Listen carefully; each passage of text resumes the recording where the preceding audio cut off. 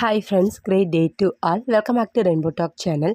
இன்றைக்கி நம்ம பார்க்க போகிற வீடியோ எதை பற்றினா, நாள் தள்ளி போயிருக்குது. இந்த நேரத்தில் நான் என்ன ஃபுட்டை எடுத்துக்கொள்ளணும், என்ன ஃபுட்டை எடுத்துக்கொள்ளக்கூடாது, எனக்கு ரெகுலர் பீரியட்ஸ் அல்லது இர்ரெகுலர் பீரியட்ஸு, இதை நான் எப்படி எடுத்துக்கொள்வது, எப்படி ஹேண்டில் பண்ணுறது, இதை பற்றியான டீட்டெயில்டு வீடியோ தான் இந்த வீடியோவில் நம்ம பார்க்க போகிறோம். ஸோ ப்ளீஸ் வீடியோவை ஸ்கிப் பண்ணாமல் பாருங்கள். நாள் தள்ளி போயிருக்கு சிஸ்டர் எனக்கு. ஆனால் எனக்கு பீரியட்ஸு ரெகுலராக இருக்குது, ஒரு சில மாதம் இர்ரெகுலராக இருக்குது. அதனால கொஞ்சம் பயமாக இருக்குது. என்ன பண்ணுறது, எப்போ கிட் வாங்கி செக் பண்ணலாம், முதல் கேள்வி நம்மளுக்கு அதுதான் இருக்கும். உங்களுக்கு நாட்கள் தள்ளி தள்ளி எனக்கு பீரியட்ஸ் ஆகுது, 2 நாட்கள் 3 நாட்கள் தள்ளி தள்ளி ஆகுது அப்படின்னா, தாராளமாக 45வது நாளில் நீங்கள் செக் பண்ணலாம். அதே நேரத்தில் எனக்கு பீரியட்ஸ் 2 மாதத்துக்கு ஒரு தடவை தான் சிஸ்டர் வரும், இல்லை ஒரு சிலருக்கா லாங் டைம் கேப் இருக்கும், 3 மந்த்ஸ் ஒன்ஸு, அப்படிங்கிறவங்களுக்கு இந்த டிப்ஸ் ஹெல்ப்ஃபுல்லாக இருக்காது. எனக்கு 2 or 3 days, அதாவது 7 days வரைக்கும் பீரியட்ஸ் தள்ளி தள்ளி ஆகும் அப்படிங்கிறவங்க 45th day 45வது நாளில் நீங்கள் செக் பண்ணி பார்க்கலாம். எதற்காக அந்த பர்டிகுலர் 45th day அப்படின்னா, கருவிற்கு ஒரு இதய துடிப்பு வரும். அது வருகின்ற காலம் பார்த்திங்கன்னா, அந்த 45 இருந்து 55 நாட்களுக்குள்ளாகத்தான். அதனால ஹாஸ்பிட்டலில் கொஞ்சம் வெயிட் பண்ணி பாருங்கள் அப்படின்னு சொல்கிறது. ஏன்னா கருவிற்கு இதய துடிப்பு தாமதமாக வருகின்ற காரணத்தினால். ஸோ அதனால் 45 நாளிலிருந்து 55 நாட்கள் வரைக்கும் நீங்கள் வெயிட் பண்ணி பார்க்கணும். 45வது நாளில் செக் பண்ணி பாருங்கள் கிட்டில் வாங்கி. உங்களுக்கு ரொம்ப மைல்டாக தான் லைன் தெரியுது சிஸ்டர், எனக்கு டார்க்காக தெரியலை அப்படின்னா, 3 நாட்கள் அல்லது 5 நாட்கள் வரைக்கும் வெயிட் பண்ணி திரும்ப செக் பண்ணி பாருங்கள். அப்பையும் மைல்டாக இருந்துச்சுன்னா ஹாஸ்பிட்டல் போய் ஒரு ஸ்கேன் பண்ணி கன்ஃபார்ம் பண்ணணும். எதனால் இந்த மாதிரி லைட்டாக கோட் தெரியுது அப்படின்னா, லேட்டாக ப்ரெக்னென்சி ஆகிறவங்களுக்கு, ப்ரெக்னென்சி கிட்ட அந்த செகண்ட் லைன் அதிக பெண்களுக்கு அது டார்க்காக தெரியதில்லை, ஜஸ்ட் அது அப்பியரன்ஸ் இருக்கிற மாதிரி மட்டும்தான் தெரியுது. ஸோ செகண்ட் லைன் தெரிஞ்சாலே ரொம்ப கேர்ஃபுல்லாக இருக்கணும். என்ன எடுத்துக்கொள்ளணும், என்ன எடுத்துக்கொள்ளக்கூடாது, எதை நான் சாப்பிட்றணும் சாப்பிடக்கூடாதுங்கிறத பற்றி தான் இப்போ நம்ம பார்க்க போகிறோம். கண்டிப்பாக ப்ரெக்னென்சி நம்மளுக்கு கன்ஃபார்ம் ஆகுவதற்கு ப்ரொஜெஸ்டிரோனோட ஹார்மோன் ரொம்ப ரொம்ப முக்கியத்துவம் வாய்ந்தது. அந்த வகையில் இருக்கிற உணவுகளை நாம் எடுத்துக்கொள்ள வேண்டும். அதில் முக்கியத்துவம் வாய்ந்தது முளைக்கட்டின கோதுமை மற்றும் வெந்தயம்.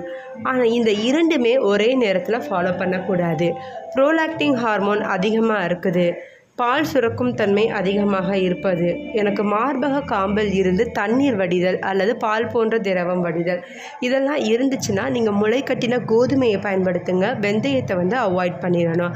மற்றபடி எனக்கு பிசிஓடி, நீர்க்கட்டி, டயபெட்டிக், இந்த மாதிரி என்ன பிரச்சனை இருந்தாலும் நீங்கள் தாராளமாக வெந்தயம் பயன்படுத்தலாம். முளைக்கட்டினது அது உங்களுடைய கரு தக்க வைப்பதற்கு தேவையான அனைத்து சாத்தியக்கூறுகளையும் உருவாக்கி கொடுக்கும்.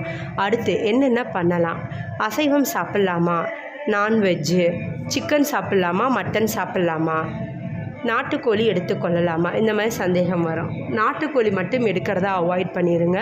நாட்டுக்கோழி நாட்கள் தள்ளி போகும்போது எடுத்துக்கொள்ளக்கூடாது. மட்டன் எடுத்துக்கொள்ளலாம். சிக்கனுமே எடுத்துக்கொள்வதை அவாய்ட் பண்ணணும். ஏன்னா உடம்புக்கு சூடு ஏற்றுகிற எந்த ஒரு ஐட்டத்தையும் நம்ம சாப்பிடக்கூடாது. மீன் சாப்பிடலாம், முட்டை சாப்பிடலாம். அதிலும் மீனை குழம்பில் போட்ட மீனாக எடுத்து சாப்பிடும்போது அது இன்னும் உங்களுக்கு கருவின் வளர்ச்சிக்கும் ஆரோக்கியத்திற்கும் ரொம்ப ஹெல்ப்ஃபுல்லாக இருக்கும்.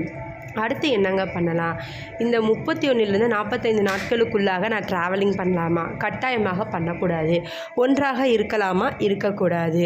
குனிந்து நிமிர்ந்து கோலம் போடலாமா, நார்மல் ஹவுஸ் ஹோல்டு ஒர்க்ஸ் நான் பார்க்கலாமா, நார்மல் வீட்டு வேலைகள் பார்க்கலாம். அதே நேரத்தில் அதிக நேரம் ஒரே இடத்தில் உட்கார்வது, அதே நேரம் ஒரே இடத்தில் நிற்பது, இது இரண்டத்தையும் தவிர்க்க வேண்டும்.